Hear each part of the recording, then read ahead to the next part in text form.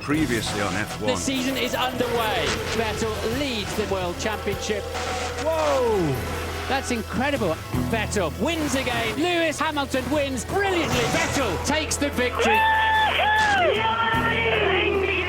This is supreme sporting skill. He is the master of Monaco. Round 7, Canada.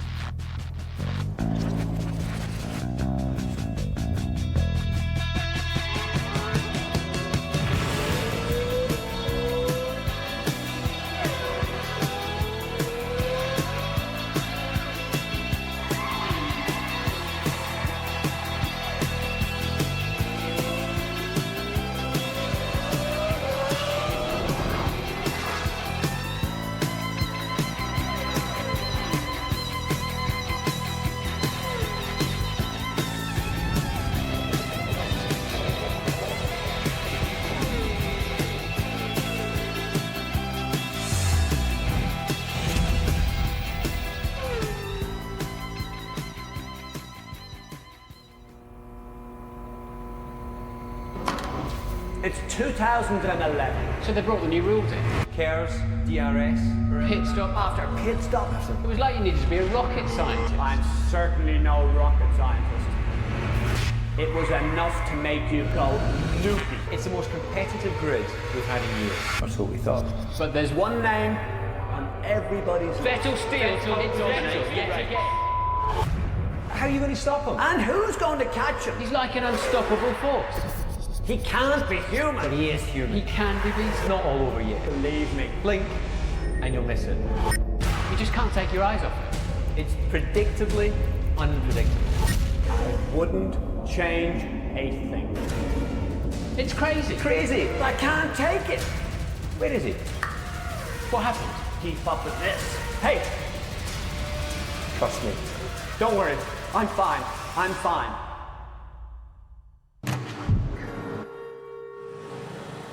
It really is enough to mess with your mind at the moment. Good evening. Thank you very much for being so patient. For the first time in 2011, you've had to wait until 5 p.m. for a Grand Prix. But trust me, this circuit, this weather, and the desperate need for the rest of the pack to beat Sebastian Vettel, it will be well worth the wait. And this place is somewhere that both of my partners in crime have enjoyed plenty of success over the years. David Coulthard just making sure his hair doesn't get ruined on live television. It's very important. Thank you for being so caring and sharing the umbrella. And in fact, for Eddie, this is where it all started for him 20 years ago. Andrea Di Cesaris comes through to finish in 5th position. Behind him is teammate Gasho, so Eddie Jordan will be overjoyed. Well, that was way back in 1991, Eddie, your first ever points in Formula One, and a few years later, your first double podium. Here's Rubens Barrichello fist-pumping with delight. Those were happy days for you, weren't they? Canada has always been very special. Look at the crowds on the... It was remarkable, and I think the Canadian people sort of liked the Jordan style of things, and to get these results here was really very special. Yeah. How would you surmise the Jordan style of things? What was that? A little bit crazy. A little bit. Very serious under the skin, but actually the outside people thought we were a bit rock and roll. Yeah. And I suppose that's something that we've had to live with. Just like you, hey? Not really. Very serious person. Alongside DC here makes me look even more sensible. OK, well, talking to David Coulthard, his success in Formula One both started and ended right here in Canada. Schumacher wins in Canada. David Coulthard right behind him finishes in a fine 5th position. So those were your first ever points in 1994, David, and 14 years later, your final podium in the sport. Why are you running to the podium, though? Well, unfortunately, the Parc Fermé is at the beginning of the pit lane, and the podium is at the end, so there was no... I think I was a bit late getting there, actually, so I missed the shuttle bus to take me to the podium. And you're a man that doesn't like running either? No, I don't run. No. Which of those two memories is the fondest for you? Because, of course, your first points in Formula One is always special, but 94 was obviously a very sad year for Formula One. Equally, to do that for Red Bull is something that I know you were very proud of. Well, indeed. It's obviously two different moments of my career.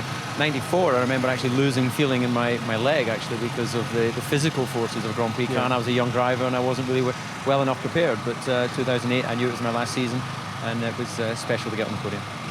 Eddie? I think Canada has that ring about it. It was a huge loss for me when it was dropped from the calendar a couple of years ago. But you know what's happened? If you look what's going on in the centre of town, if you see the crowds that are here, it has come back much stronger. And I see this as being one of the top 3 races in our whole calendar, and I think it's a race that can't be missed. Yeah. This is an exciting place to be when it's dry. When it's wet, it's an incredible Grand Prix, and the rain is getting a lot heavier, the sky is getting darker, but still the crowds are turning up because they're pretty loyal for their motorsport around here. But as these boys are testament to, the years just keep on rolling in Formula One, and so do the seasons. After today, we'll be over a third of the way through 2011, a season that won't include the Bahrain Grand Prix after they decided to remove themselves from the calendar. Well, basically, we took the calculated decision that we didn't want to cause any more inconvenience to the teams. Their schedules that have been set already towards the end of the season, and being a long-term player in the F1 arena, we decided to withdraw or stop the pursuit of our race for this year and focus on next year's calendar. OK, well, let's just talk about how this whole thing has been resolved, Eddie and David, because in the end, it's Bahrain that have made that decision. But Formula One hasn't looked particularly clever, has it, for the past month or so? Well, you say that, but I think it just shows that Formula One is such a global player that it is, able to transcend the sports pages. So, inevitably, when you have a number of different factions with a number of different end games in mind, then you are going to get these sort of uncertainties. But I think you have to say that it's down to the FIA and the teams ultimately to make the final statement as to what they're doing. But in this case, the Bahrainis have stepped forward. And that's probably the most salient point, actually, Eddie. We're standing outside Ferrari here, and yesterday their team principal said that the sport mustn't use situations like this for personal gain. What or who do you think he was talking about there? Well, I think what has happened is sport often can be used as a mechanism, whether it's a battering ram or a feather, it doesn't matter which side of the spectrum you're looking at. The fact is that sport should not be put in a position where it's actually influencing things that should be politically influenced. And I think that's the critical thing. I think also what he's talking about is Formula One has to learn by these mistakes that were made in the last, because communication is vital in every walk of life, whether it be home, whether it be business. Sport is no exception. We did not get it right in Formula One with regard to the communication. OK, right, well, let's move on to slightly happier things, and this place particularly. This is called the Gilles Villeneuve circuit. It's a special circuit named after a special champion, which means the boys racing today have got rather a lot to live up to.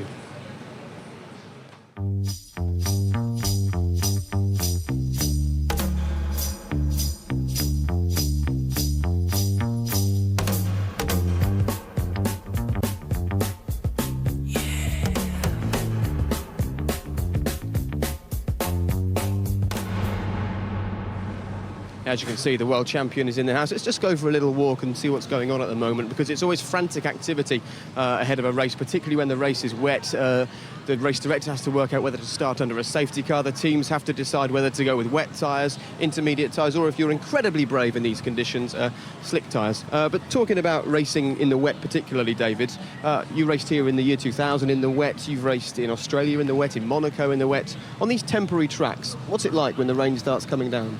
Well, actually, it's a lot more comfortable in the racing car than our current walk down the pit lane here. This umbrella's not big enough, and I'm seriously considering why are we not standing under the cover of one of these garages? We're bringing the excitement and the atmosphere of the rain to the people at home. That's what it's all about. Okay, the only one who's staying really dry here is EG in the middle. Well, thank you for that, because you've been so kind to me. I just have a little point. Funny, as we're walking down here, we're walking on which is painted. And the one thing that every driver, every team boss will tell his driver going to the grid, stay off the curbs, because they're painted. And if you want to have a slippy little ride into the barrier, then you get your wheels up on something like this. You've got absolutely zero grip, right, David? And you must stay on the black stuff. Yeah, that's fair. But in actual fact, what they do now is they paint the curbs with a sort of grippy paint. It's like sandy type stuff. It's still going to be pretty slippery though, isn't it? Oh, for sure, but it's not quite as scary as it used to be, but you definitely want to keep it on the black stuff. That's good advice from the team bosses. Well, to keep David happy, we won't walk around too much, but we will talk about the driver standings at the moment, Eddie, and when we look at them and we see how far in the lead Sebastian Vettel is, I imagine he opened his curtains this morning and groaned, and the rest of the grid opened the curtains with a big smile on their faces. I don't think so, funny enough. And anyone who has witnessed what he did to the entire field in Monza a couple of years ago in the Toro Rosso, they should actually play that DVD again, because he whipped them. He absolutely killed everybody in the race. This man is a master dry and wet. I don't think he was waking up to any big crisis in his own mind. It's a fair point, but it does make the margin for error a little bit smaller, doesn't it, when the rain starts to fall? There's no question, and especially in a track like Montreal. You know, it's maybe not the low downforce circuit that we've seen it to be in the past, but nonetheless, it is a very high-speed circuit, and in the wet, you'll be slightly down in those top speeds, but you'll still be brushing 200 miles an hour. And when you've got no room for margin, if you start to go in a little slippy slide on the way into the corner, then you could find your way in a one-way ticket to the barrier. OK, we'll keep our eyes on those slippy slides throughout the race today. But as far as one man leading and one team are leading, well, it hasn't really dented the excitement of this season, has it? It's been an incredible year so far, and in fact, it's all because Formula One brought in new regulations from lessons that it learned at this race 12 months ago. I think this is brilliant for the racing. This is what we've been looking for this year. We've been looking for a tyre which is really on the limit. So, you know, I would say to you, don't be nervous about negative publicity about a tyre that's graining. I would say bring this to every Grand Prix and we're going to see great racing. Lewis Hamilton is away first so far. I was sure that Montreal would have been a crazy race. Look, he's gone spinning and lost part of his rear wing, it would seem. And each lap the tyres start breaking a little bit more. And if it breaks completely, then I know that I'm in trouble. Oh, Kobe actually going to hit the wall there. The tyres, everyone's on the limit with tyres. To have that many pit stops in a race is good fun.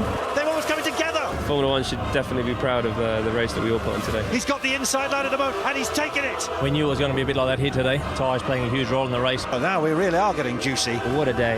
Look at Hamilton coming through. I just wonder whether he might do that and see if he can get through on the inside of Alonso. He judged that perfectly, did Lewis Hamilton. That was one of the most fun. And Michael Schumacher's gone straight across the grass. The most toughest races. Lewis Hamilton wins again in Canada. Some drive from Lewis, some race last year, and that was without a drop of rain. But Eddie, you have to applaud the sport for realising and then replicating what happened in Canada last year. Well, I think there's a whole host of... We've been blessed. We had an unbelievable good season last year, and actually no one believed that we could ever replicate that, as you talk about. But they have, and, you know, there's a couple of issues. Of course, some people say Kerr, some people say the DRS. For me, I think the tyres have been a significant improvement on the excitement for this year. And yes, we have Vettel running away, but no one really is thinking about that because there's so much overtaking, so much excitement. It's a fabulous season so far. As Eddie says, we have got Sebastian running away because he has made the most of these new regulations. He's played them perfectly for himself, but even he isn't immune to the odd mistake, and he started this weekend in a way that he wouldn't have wanted to, David. Yeah, well, this is running into the last chicane. He got a bit too fast into the turn. Track was still a little bit green, so it didn't have as much grip as he expected, and then he lost the rear there, and when you correct, you then basically run out of road. So he lost, obviously, a very valuable development front wing. So he's running an older spec, but nonetheless, he was able to secure his pole position, and it's looking good for today's race. And Eddie, 2 weeks ago in Monaco, we saw a big accident for Sergio Perez. This was coming out of the tunnel down to the Nouveau chicane. Now, he was passed fit to race by the FIA 2 weeks on. However, he made the decision himself not to take part in this weekend, didn't he? He did, and, you know, that surprised a lot of people. David and I have discussed this, and to get a driver to actually opt not to race is something very, very unusual. And for him in his mindset, I know he's impressed his team by wishing to pull out because he felt that he wasn't quite ready. Most drivers would have just gone for it. He's gone up in everybody's estimation because he had the strength of will to actually decide he wasn't ready. Sure, well, he'll be watching at home. Maybe kind of glad he's sitting in a nice warm living room rather than getting into a racing car in these conditions. But what that meant was that Sauber had a big decision to make. And they kind of made the only decision they could, which was to ask the man who drove for them last year until they ditched him with 5 races to go, Pedro de la Rosa, to step into their car. Well, he did exactly that. And then this happened. Bearing in mind, he hasn't driven this year's spec car. He hasn't used the KERS boost button. He hasn't used the drag reduction system rear wing. And he was actually wearing McLaren overalls for the first part of practice. It was such a late call-up to get him into the car. It was a disappointment for him, but it meant they had to rebuild the car and work very hard to have that car ready for qualifying. Well, I can tell you that Pedro was ready for qualifying along with 23 other cars. You know what happens in qualifying. Everybody goes out, drives around for an hour, and then Sebastian Vettel is fastest. By the time qualifying began, it seemed the drivers had figured out how to negotiate the circuit Gilles Villeneuve without crashing. The most action was from the Sauber drivers. Pedro de la Rosa's car was surprisingly undamaged by this encounter, while his teammate Kamui Kobayashi entertained in his usual exuberant style. So while we didn't have any bent metal, we did have broken dreams at McLaren. On paper, this track plays to their strengths. The team did not bring a low-drag rear wing to this race, and that hurt them on the long straights. But the wing they do have will give them more downforce and better grip in the wet. So Button and Hamilton could have an ace up their sleeves today. I don't think I've ever driven the car so hard in my life, really. I was just on such a ragged edge, and I think I even touched the wall at one stage. I literally got everything I could from it, with also trying to use a toe of another car because we're so slow on the straight. A lot can happen here. This is a circuit you can overtake, so we just got to hope our race pace is a lot better than our qualifying, because we're a long way off what we expected to be around here. Mercedes have the best movable rear wing device, or DRS, in the pit lane, and Nico Rosberg used it to good effect down the straights for 6th. Generally, it's been progress, I think, this weekend. Qualifying, it's a good place to start, 6th position, and I think I'm pretty confident that we can do much better also in the race. So with McLaren taking themselves out of the picture, it was down to Red Bull and Ferrari. Mark Webber's KERS hybrid system failed, meaning he couldn't better 4th, which let Ferrari in to record their best qualifying of the season. Felipe Massa and Fernando Alonso separated by just 18 thousandths of a second, and Alonso's on the front row for the first time since September last year. A genuine surprise for Formula One, unlike Sebastian Vettel, who's on pole again and made amends for his crash in practice. 4th is towards the front for sure, and it's a long Grand Prix tomorrow. It's a mixed race here, we know. There's a bit of weather around potentially tomorrow, so interesting race tomorrow coming up. I think the car is a little bit more competitive than we saw in the other tracks, so I hope we carry on like that. If it rains, I think tire behavior or saving the tires will be a key factor, because also the wet tires, they degrade a lot, so we need to manage that. If it's not rainy, I think the start is, as usual, a good opportunity. We've been starting very good, so if we can repeat some kind of a start, will be a good thing. I think McLaren's, they looked very competitive all weekend, and probably they had a different approach in qualifying, setting up the car for the race. So we will see. What do we prefer? We don't know. I mean, so far we have only had experience in the dry with the Pirelli tires in particular, so it will be new for all of us. So Sebastian Vettel on pole again, but Fernando Alonso has passed a Red Bull off the line in each of his last 2 race starts. He and Massa aim to do that again. Mark Webber, Lewis Hamilton and Nico Rosberg complete the top 6. Jenson Button's sure he can improve on 7th today, while behind the Renaults but ahead of his teammate is Scotland's Paul di Resta and Pastor Maldonado, fastest of the Williams. Sauber have Pedro de la Rosa standing in for the injured Sergio Perez, but he's only 17th. Jarno Trulli out-qualifies Heikki Kovalainen at Team Lotus, while Hispania and Virgin retain their usual positions at the back of the grid. Well, I've decamped to the dry. I'm here inside the McLaren garage, standing next to Lewis Hamilton's car, and to be honest, inside here, there's a fair bit of head-scratching going on. Lewis, of course, he starts 5th on the grid. Jenson Button starts 7th, and this team have been so fast here the last few years. I always love this. Just have a little look in there and see the cockpit that Lewis Hamilton will be sliding into, and trust me, there is no extra padding in there. That is how it is. These guys, there's not a lot of comfort in those race cars for them, but Lewis Hamilton has always done really well here. Of course, he picked up, just mind the front wing, he picked up his first ever win here in Formula One, and he was certainly hoping for a better weekend than this. Of course, what you now need to do is make a decision on how you change your car ahead of this race. McLaren has said that they've got not necessarily a wet setup, but they're better equipped for the race than they were for qualifying, which maybe explains a bit of their pace. But talking of changing the car at this late stage, we've heard that Toro Rosso have removed Jaime Alguersuari's car from the grid. They're going to put a wet setup on that car. Just explain the thinking behind that and what they hope that will give them during the race. Well, actually, it's a pretty trump card, really, because he was fairly well back. It gives him a huge advantage. They changed the dampers, they've changed the settings, the wings. What's actually quite important, they will put a lot of padding or a lot of tape on the ducts for the brakes, because the brakes will be naturally running a lot cooler because of the ambient temperature, but also of the spray and everything. And here is a very difficult car on brakes in particular. So they have actually, in my opinion, they've actually stolen a march on most people here. Yeah, I think that in terms of changing the main parts of the setup, then that could well be beneficial to them, because under normal conditions they weren't looking quick enough to score points. But we should just clarify that all the teams are allowed, when you get change of climatic conditions, to put brake tape and things like that on the car, so that won't have a bearing. But yeah, setup-wise, maybe they'll unleash that wonderful setup that we saw with Sebastian Vettel and Monza a couple of years ago, and they could well be the start of the show. Well, it worked for him. Let's take a little walk down to Ferrari, because they've done extremely well so far this weekend. We'll talk about them in a moment. But I suppose when you're starting 18th on the grid and you're under a bit of pressure, and Jaime Alguersuari is under pressure because he hasn't had the greatest of seasons so far, why not take a gamble in these conditions? Why not? Why not indeed? by the very nature of wet weather running, it becomes a bit more of a lottery. There's a much bigger advantage here, guys. Much bigger advantage.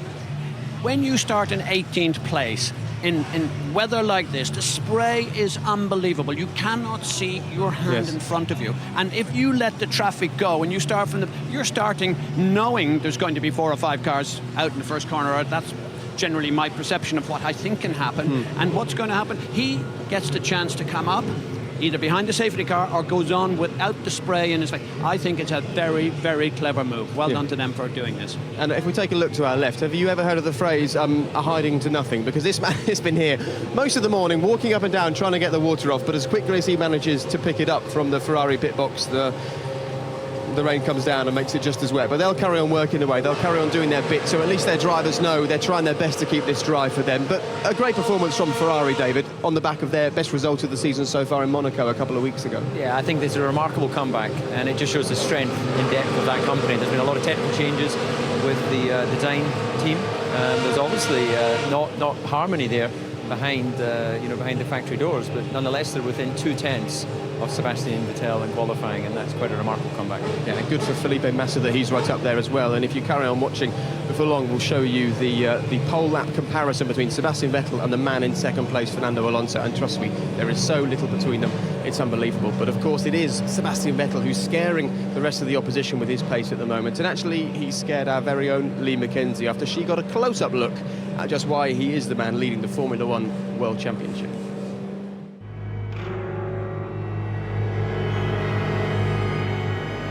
Well, Sebastian, I'm very excited about this. I'm not quite sure if it's exciting for you, with me being a passenger in this car. Depends. It depends how fast you go. Oh my God. We see you sitting just before you go out and do your laps, or it being qualifying or the race, eyes closed, visualising the circuit. Please tell me you know this circuit very well. I don't actually. I had a couple of laps, but I'm still not, 100% on left and right. Let's get it over with. What do you mean? I am looking forward to it. Looking forward to this.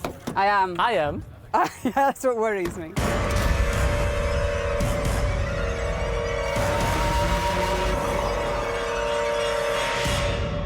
I don't get scared. I say it bravely. You seem to have got to grips with this new form of Formula One that we have this season. What is it? Do you think you're driving better? Are you handling the tyres better? Where do you think you've got this edge? I don't know. I mean, I'm obviously trying to do whatever I've got in my hands with the steering wheel, the car that I have, trying to do the best I can. And this year with the tyres, it's a different kind of Formula One compared to last year's. I love this new setup in Formula One. It really opens a lot of windows and opens a lot of possibilities for strategy, whether to do a stop more. Well, this would be some kind of victory if he can make those tyres go from lap 16 to lap 78. If you look at last race, we were going into the race and we thought it's impossible to one stop. There was a mistake actually that we put the hard tyres on after the first stop. But at some stage I said, okay, the only chance to win the race is to stay out. So I tried to do the best with my tyres, probably treat them better than many people treat their wife. Sebastian Vettel finally wins the Monaco Grand Prix. He is the master of Monaco. Sideways. A lot of sideways action. Yeah, I like that. I mean, I'm not a drift champion, but I like to try. It's looking very good for you to retain your championship. Are you starting to think of that yet? No, because it's very early still. So who's your biggest rival? Well, I think you can't really make them out yet. Obviously, the McLaren drivers have been very competitive since Australia, and I think being there always right behind us. But also I think, looking at Ferrari, Fernando is always there, and even if he has a bad weekend, he managed to get away with quite some points. So, it will be, I think, Lewis, Fernando, Jensen, and then, we will see whether Mercedes is able in the next couple of races to, turn the situation around for themselves and to catch up. Watch other forms of motorsport, rallying, DTM, these things? Most impressive is the rally. It's a bit crazy, but Yes, it is. It's very nice. I would like to try it myself one day, but I think Christian wouldn't be too happy. No, danger, wall ahead. This would be your F1 car, you'd jump out, you'd do this. What is this? Tell us about this. We haven't really spoken about that. I heard that some people get annoyed by it. He keeps doing that. He keeps doing that, doesn't he? Yes, yes, yes! We'd also normally see you jumping on top of your car, Kinky Kylie. I wouldn't do that now. I don't No. think the bonnet is. It's about the only made thing for that's it, still going so- for the moment between the tyres and the Yeah, brakes. Probably. Talk about mind games in Formula One, David. Mentions all of his rivals, but somehow forgets to mention his teammate Mark Webber as a challenger for the title. Very interesting. Well, I think he would be hoping that Mark's going to be watching this show 10 minutes before the start of pit lane opening. So I think it's just that, he feels he's got Mark under control. He's got a bit of a gap there in the championship. So obviously from a team point of view, any new developments that come through, it's only reasonable that it's going to go on the car that has the best chance of winning the championship. Yeah, but he also, let's be very clear, he used the word we. I think he was being really kind to his team, and I think he was thinking about the opposition. I hope he was thinking about the opposition outside Red Bull, because actually he has always been a very good team player. OK, well, a quick weather update for you. I just spoke to the guys here on the Mercedes Grand Prix pit wall behind us. They said at the moment they expect this race to start without any rain falling. However, according to Ron Meadows from Mercedes, this is wet enough for a safety car start, which means that the cars have to be shod with their full wet tyres, so we'll wait and see how that unfolds. So it could be a rather dramatic and rather exciting race here this afternoon. It'll have to go some, though, to match Le Mans this weekend. It was a really dramatic Le Mans weekend, and we're just delighted that Alain McNish was able to get up and walk away after this accident during the race. It was a bad moment, that, for Audi. In fact, they had two big accidents, with Mike Rockenfeller also crashing out there. However, it wasn't all bad news, because Audi ended up winning the race. And David, you raced in 1993. We won't mention the fact that you were disqualified, but we will talk about the high speeds of this circuit. What is it like to race at Le Mans? Well, I've erased it from my memory because you said I was disqualified. What was it like until you were disqualified? It's a great challenge. Martin is very well placed to talk about that. He's won Le Mans multiple times, sports car world champion as well. It is a great British following when you go to that event, and I think arguably you do more laps and more kilometres during the single event than you do during an entire Grand Prix season. Yeah, it's very exciting, and well done Anthony Davidson. He finished fourth in that race for Peugeot as well, and Audi winning the race. So all in all, I suppose you'd describe it as a good weekend for them. Right, we're getting very close to race time here. You can hear the engines are starting to roar up. Just 5 minutes until the grid is open and the cars start to make their way out to the grid, and perhaps do a couple of laps just to try and ascertain how much grip there is on this track here today. And even with this kind of weather, the fans still turn out in their droves, because believe it or not, if they don't come to this race in Canada, the nearest Grand Prix to them is at Silverstone. Therefore, the tickets around here are always pretty popular. You make the rain fall. You make the rain fall. You make the rain fall. Cause you're so beautiful and it's painful. And you told me that you were an angel, but I already know what you came for. You make the rain fall. They're all very happy to be here. Listen, we better get out the pit lane because the cars will start coming down here in a moment. Let's make our way over to the Mercedes garage and talk a little about Michael Schumacher and Nico Rosberg. Nico Rosberg, Eddie, yet to finish in a higher position than he started the race in yet this season. Mercedes really need to start working on their race pace, don't they? Well, there's a couple of teams like that, who seem to be able to just pull out the stops for qualifying and yet can't match it in the race. Mercedes, unfortunately for them, that seems to be the sequence. And I'm sure they're working really hard on that, because it's a transition period in some respects. But at the same time, we're used to better performances from Mercedes than what's happening at the moment. And Nico Rosberg, sure, he's doing a good job, but nobody really knows how good he is, because the benchmark being Michael Schumacher, Nico was beating him all the time, so we're still unsure of Can Nico become a world it's champion? Pretty good benchmark, though. If you're beating the most successful guy in the history of the sport, I would go with that one. Yeah, I'm sure we all would. And talking of being successful, he's the most successful driver ever here, actually. Michael has just climbed in the car to our right-hand side, gearing up for this race. And another win might be a little bit difficult for him here today, David. But what must it be like, though, for him, do you think, to be coming to places where you've won time and time again? What was it like for you, for example, going to Monaco, where you'd won twice and people were just expecting that you were going to win again? Well, past performance, we say it time and time again, is no guarantee of future success. It doesn't matter what happened last year. All that matters is this opportunity this afternoon. Michael was known as the Rainmaster when he was in his first career, and he'll be seeing this as an opportunity. I think he did a great job in qualifying. He's right there with his younger teammate, separated by less than half a tenth, and he'll see this as a great opportunity. He started well this year, and he knows how to drive in the wet, so I wouldn't be surprised if he moves forward. Okay, well, there he is, the 7-time Formula One world champion, the 7-time winner here at the Canadian Grand Prix, and he took a slightly slower, slightly more leisurely tour around the circuit with our own David Coulthard. Mr. DC. How are you? Good, thank you. Good to see you. Yeah. Well, welcome to Montreal, a place you know well. I'm a little bit concerned by these banners. Have you seen the picture? Now, there is a likeness to you, but it looks like your teammate is like a werewolf or something, don't you think? He certainly looks older on that one than me, and that's difficult. Oh, Jesus. Kick your feet down. Hey, I don't train anymore. Okay. My God, we're almost off. Can you switch on cursor somehow? Is this flat out? I think I could run faster than this. Actually, hold on. I'm coming in. Right, Michael, we've stopped down here. Apex of turn 1. Maybe tell us a little bit about the challenge of this area of the track. It's a big challenge to go through here, make positions, and keep all your bits on the car and not be touched, as you know. Because whatever you take too much here, you then have an influence over there. Yeah. Because if you go too tight and too deep into the corner, the radius you have to take for corner 2 is losing time. So here we are walking out of turn 2. This is known as being a traction corner. This weekend in particular, a big challenge because tyres going to be a major. Be careful, stop it. He has a conscience. He's worried about the cameramen. That's very nice of you. Thank you. Actually, would you mind if I get to drive a little bit? Yes. Okay. You good co-pilot, though. Yeah. Okay. I'm not going to argue with him. If I was closer to the pits, I might argue, but we're too far away. Look at him, he's David Coulthard. He's going to have it out with David Coulthard. Sepp, zumindest kannst du einmal hier dieses Wochenende überholen. What were you saying? You got to do it in English. We're broadcasting to the UK. We're not broadcasting to Germany. So I do the throttle, he's doing the steering, and what do you do now? I'm directing. Okay. Forward, please.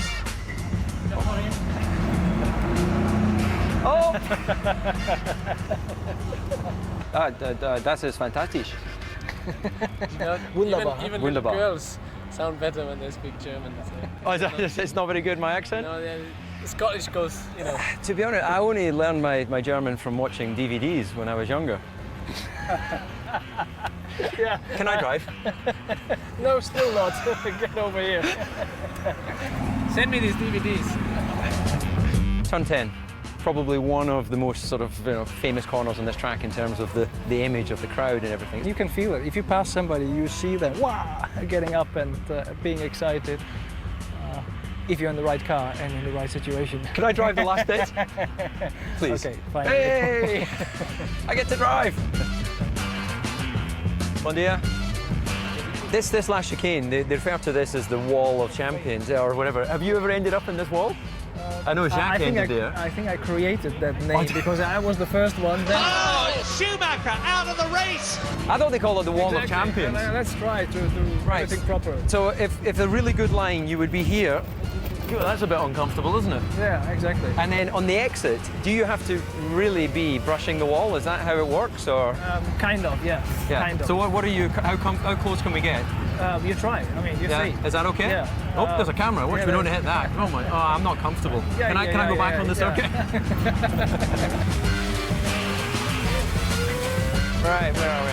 Let's go for a pit stop. Shall we do that? Yeah, exactly. Okay, in amongst the tyres and stuff. Yeah. Oh. Don't hit the front wing. We don't have that many of them. Actually, I did get quite close. I know. I saw that. Anyway, thank you for your time. David, good luck. Be around.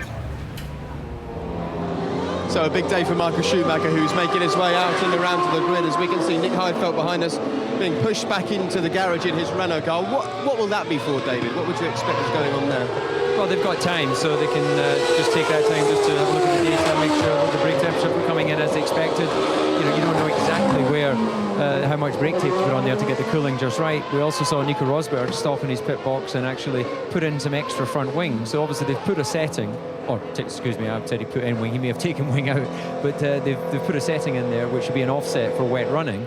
And then he's obviously done a lap, decided he wanted to try a little bit of a change, and he can go to the grid. So they are able to make front wing adjustments and temperature adjustments for brakes and cooling. Actually, as we speak, and I've been just looking around me, and I think the clouds have just lifted, and who knows, the gamble that McLaren have made. Yes, at this moment in time, it looks a good gamble, but you know, I think there'll be a dry line very early on in this race. Okay, well, if you're getting a bit blasted out by the sounds of the cars, that's because they're trying to do reconnaissance laps, find out how much grip is on the circuit, and sadly there's nowhere else that we can go apart from stand quite close and speak rather loud. We've just been told that the McLaren cars are heading to the grid on intermediate tyres. What would the drivers have been doing on their first lap, David? Where would they have been looking for the grip, or what would have been the processes for them?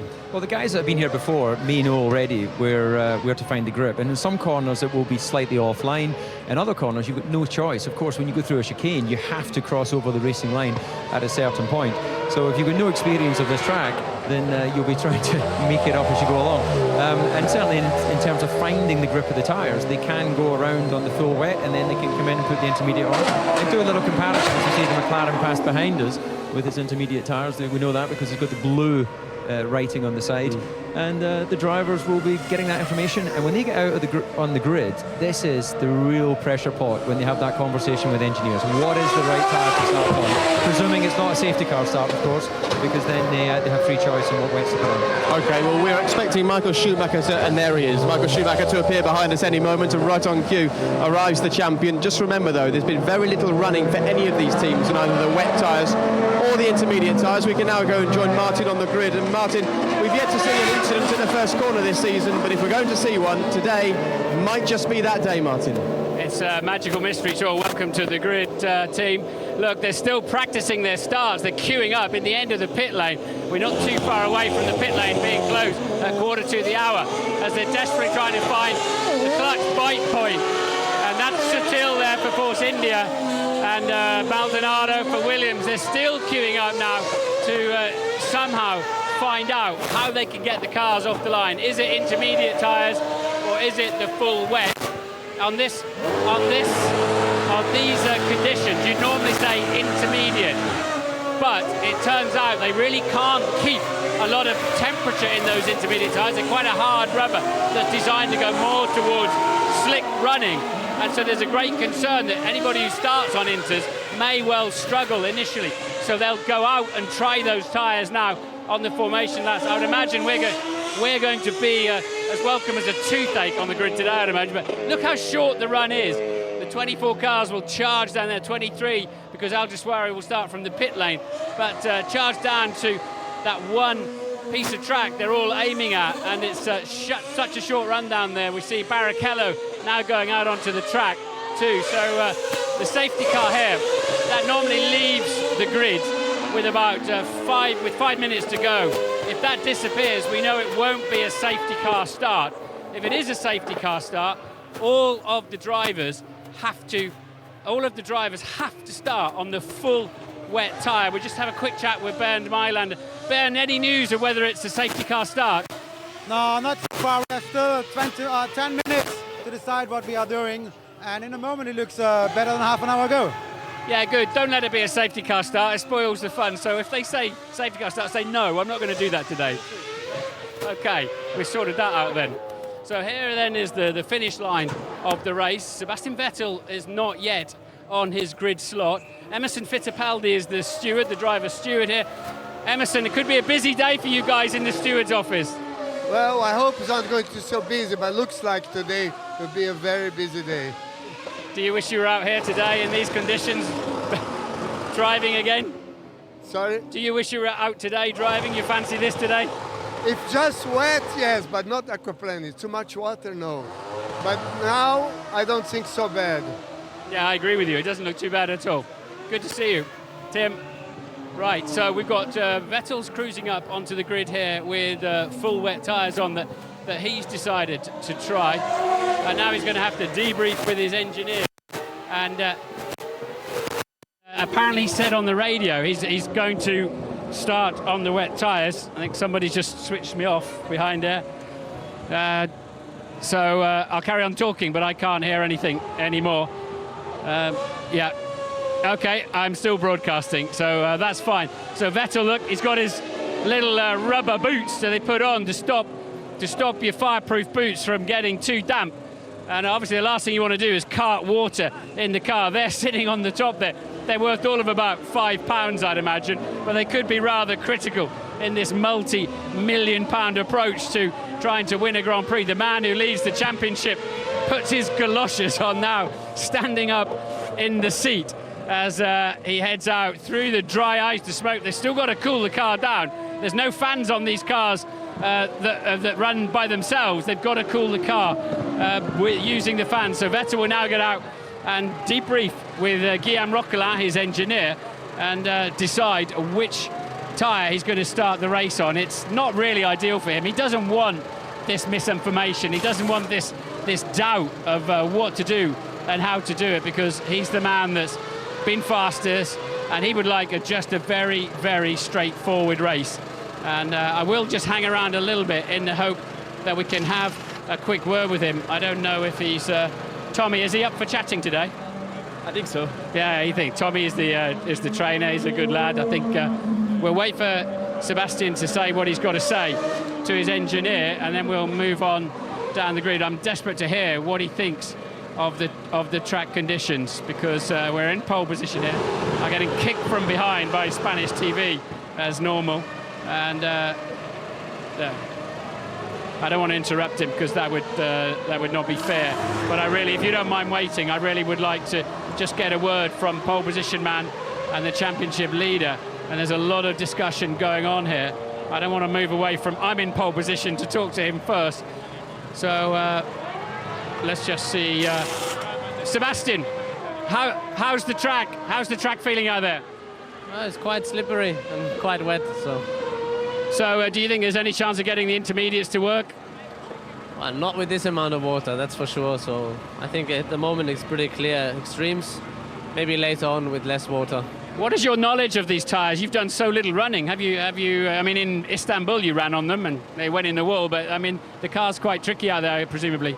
Yeah, around here it's quite slippery because the tarmac doesn't have a lot of grip. The asphalt doesn't have a lot of grip. So not much knowledge, but I share this small knowledge with all the others. So. Send them a bit of spray, that'll fix them. Whoa, I'm getting mugged here. Tanya, how is it? You got it. It's a long queue. It's a long queue. Right, let's see if we can find Mark Webber. I might try Alonso as well. Look at the grid's busy today. And Alonso just getting out of the car. So he'll be taking his skid lid off anytime now. I'm going to see with their PR boss, Luca Colliani. You're kidding me? I can't even see Luca Colliani, let alone Fernando Alonso. So what? Number three. Only one question, but I don't have 3 minutes to wait. We'll try him later. Where are we? Let's move down. Right. So we're just going to, if we can actually squeeze past, we're just going to, how do the drivers focus with all these people around them and people like me trying to ask them questions? Now look at these tyres here.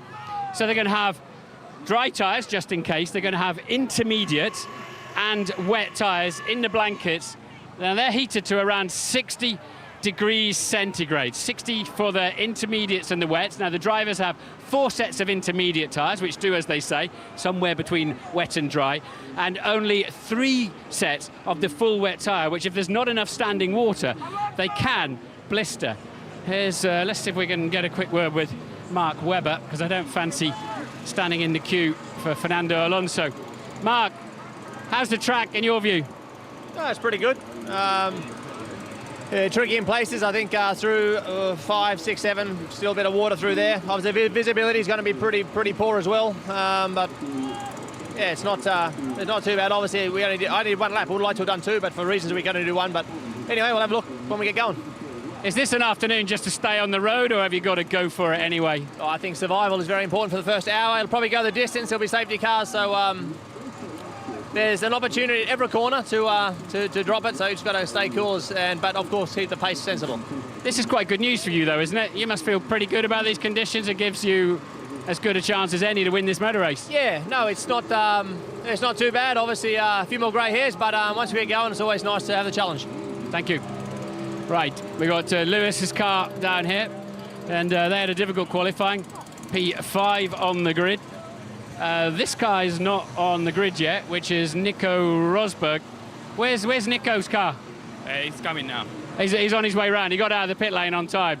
So talk about leaving it late. Jensen's just running through the fence. They're pushing. They have to push the cars down onto the grid. So that's the full wet tyre that he's coming through, and you can see the deeper grooves, and obviously we're not allowed to look at the back of that car by the looks of it. So Nico Rosberg then, with absolutely no preparation time whatsoever, as he's literally just rocked up onto the grid. We'll wander a little bit further back. Let's see what Ross Brawn thinks about it all. Ross, he's concerned about something. He's obviously hearing. Just a quick one, Ross. What news are you getting back from your drivers? No chance of intermediates at the moment. But of course, with no more rain, that could change pretty quickly. But they don't think they'll be able to start on intermediates. Do you have a clue what the crossover point is between wets, inters, and slicks? No. I mean, the only information we have is a bit of wet running and winter testing. Okay, thank you very much. So that's Ross saying the teams really don't have an idea of what kind of lap time roughly that you'd say, okay, the track is now ready for inters, is ready for slick tyres. And that then, I just wanted to have a quick word with somebody down here who I heard was coming on the grid with Renault, but I can't see him. And I think we're running out of time. And we have run out of time. It's back to you, Jake. Thanks a lot, Martin. A good effort. I think he was actually looking for Colin Farrell. The reason why Colin wasn't there was because Eddie held him up, grabbing him in the paddock and talking to him. But let's talk about the tyres. As Martin was discussing there, the difference between the inters and the wets. It's difficult for the teams to know quite what to do here, David, because there's so little running on these. One of the team principals was saying to me, we just don't know what the crossover point is. We don't know at which point you should be on wets and at which point you should be on intermediate tyres. Really. Well, that's right. And even if they had been running, if we were still using Bridgestone tyres, it would still be down to this day in history in terms of track temperature and how the tyres are going to actually perform out there. But of course, with the Pirellis, they've got so little wet running. They had Friday practice in Turkey, they had a bit of pre-season running in Barcelona, which not all the teams took part in. So it will be a big journey of discovery here this afternoon. But interestingly, they were saying that, as Ross said, there'll be full wet to start the race. Yeah. There's so much more ability to lean on a full wet tyre laterally than you can with the intermediate. The intermediate might be a faster tyre when you're running alone, but you just don't have any block movement there to sort of build heat within the tyre. And that was Vitaly Petrov making his way into the Renault motorhome, so he's feeling cool at the moment. 15 minutes to go. He's playing it nice and safe. David, we'll let you head off to the commentary box. The races have been mad enough without rain, so we'll wait and see what happens here today. Enjoy. All right, thanks a lot, David. Let's see what's happening then out on the track, and we're gearing up for what could be a pretty special Grand Prix here this weekend. The cars are out on the grid, and we saw Nico Rosberg there arriving very late onto the grid, Eddie, didn't we? Yeah, and I'm sure they're still going through the final discussions and strategy-wise. I mean, this is a big, important race for the actual guys on the pit wall. OK, we can see there the Williams team gearing up now. They've got Rubens Barrichello in their ranks. He's a man who loves driving in the wet. He said last night that he would be praying for wet weather from 16th on the grid. He's driven for you in the rain. What's he like? Well, he is a rain master, there's no doubt about it. The problem is, for him, there's lots and lots and lots of more people who are rain masters. We only have to look at the current world champion Vettel. We talked already about Michael Schumacher. There's endless amounts of really very talented people. So I think the advantage that he may have had in years gone by, I think has now been gobbled up, and everybody is as good as he is in the wet. OK, well, how's Jenson Button feeling about this one? He starts from 7th on the grid, another driver that enjoys wet weather, another driver who said his car would be faster in the race than in qualifying. Well, let's find out how he's feeling. He's with Lee. Well, Jenson, you came out to the grid on inters, it looked like. How slippy was the track? Very. There's a lot of standing water out there. And if it was going to be like that for the start, I think you'd be very wary. out there. So I don't know. It stopped raining. It's getting warmer. We still haven't quite decided what we're going to run. But Time's ticking. I know, time is ticking, but it is for all of us, so I think we'll make the right call. I don't want to hold you up any longer. Thank you. Just give us an idea, Eddie, of who makes these decisions. How much will the team be leaning on Jenson Button to let them know how it felt out there? Well, he's the guy who's on track, and what was important, I think, what David said about finding the grip and experienced drivers. Always remember that I could never be more surprised with Ayrton Senna. He always used to take by far the longest way around the corner, and the reason he did that was because there was more shale, there was more grip on the outside of the corner, and everyone then started to follow him. He was the master for me. He could find his way around a wet track quicker than anybody. OK, there's Colin Farrell. Sadly, he missed Martin Brundle out there on the grid, but what of Sebastian Buemi? He's driving for Toro Rosso. He's driving well, actually, this year. He starts 15th. Well, Sebastian, what do you think? You want a chance intermediates? It's a difficult call, to be honest. We went down on extreme. It seems to be quite slippery, so at the moment we are still looking at how the weather will change in a few next minutes. And your teammate has a full wet setup on now, yeah? Do you? No, I don't have a full wet setup, but obviously, yeah, they try something with him. We'll see how it goes. Thanks, Sebastian. Not long to go now until lights out at the start of this Grand Prix. Eddie, you loved situations like this, didn't you? Was it exciting or was it nerve-wracking when you've got big decisions to make? Well, I did always love, and I mean, I remember some of our opposition used to say, Jordan, you could only ever win in the wet conditions. That actually changed later on. But actually, the reality was, you always went, or at least Jordan did, we always tried to go the opposite to the thinking that the big teams would go. And therefore, you know you're not actually racing them fair to fair. And if the conditions happen to favour us, or at least a strategy you could go with. In those days, you could go for more fuel, get a longer run, stay out on the tyres, and those aspects. And I think that's what was very good and very successful. We did have a couple of really key guys. Gary Anderson in particular was a magic man in anticipating those particular situations. OK, well, once upon a time, Eddie was the one making the decisions. Today, it's slightly younger men, the likes of Christian Horner, who we can hear from now. We've heard that the race will start behind the safety car. Here's what Christian has to say. What's the smart thing to do then, Christian? It's very interesting. I think the weather says it's going to brighten up a bit, but I think you've just got to be on the right tyres at the right time. So, you know, when you're starting from pole, you don't want to take that many risks. So that's probably full wets for you then? Well, I haven't spoken to the drivers yet, but I think that it's difficult to say at the moment. But, you know, when you look at the install laps, it looked full wets, but it changes so quickly. OK, thanks, Christian.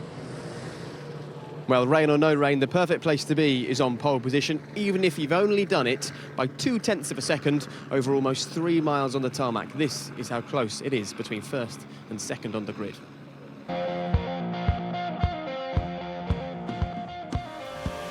Let's compare the qualifying laps with the two men occupying the front row of the grid. Sebastian Vettel on the left, he's on pole. Fernando Alonso on the right, second on the grid. 185 miles an hour as they start the lap down towards the braking zone for turn 1. 95 miles an hour through the first apex. Turn 2 follows immediately, and they're absolutely neck and neck. A heavy traction zone as they accelerate towards the turns 3 and 4 chicane. And as they sweep into the apex, it's Alonso slightly ahead on the right-hand side. The wall on the exit of turn 4 has claimed many cars this weekend, no problem for these two.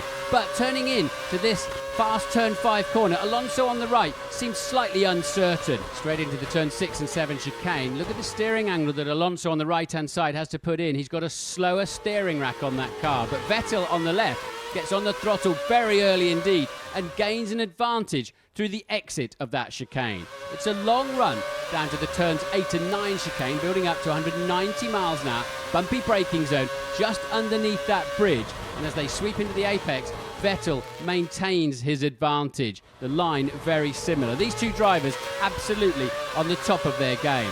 They change gear at different times, suggesting different gear ratios. 190 miles an hour heading towards the heavy braking zone for the turn 10 hairpin. Vettel locks his right front slightly, but they take absolutely identical lines, technically perfect. A long straight now, up to 200 miles an hour, heading towards the end of the lap. Watch Vettel's left hand as he makes a quick brake balance adjustment in preparation for the difficult final chicane, turns 13 and 14. The back marker, no problem there. This is all about who is going to be on pole position. As they glance across those curbs, Vettel looked more comfortable, more confident. They both stay slightly right for the shortest run to the line. And there it is, another pole position, his 21st. Sebastian Vettel just aces Fernando Alonso. I love to see that. That is how close it is in Formula One, and it could be pretty close this afternoon. Eddie, set up perfectly for this race. We are in for a magic treat. We have on pole position, which is the best place to be, Sebastian Vettel. And then the best starter currently, Fernando Alonso, which will be a very tight thing into the first corner. McLaren, they've decided to go on a wet setup, and they're going to be very fast. Who knows what's going to happen here? OK, keep your eye on that first corner. Of course, we believe that we're starting under a safety car, but we'll see. Time to hand over to Martin Brundle and David Coulthard. The national sport here is ice hockey, but one weekend a year, something else arrives that's equally ferocious and equally exciting.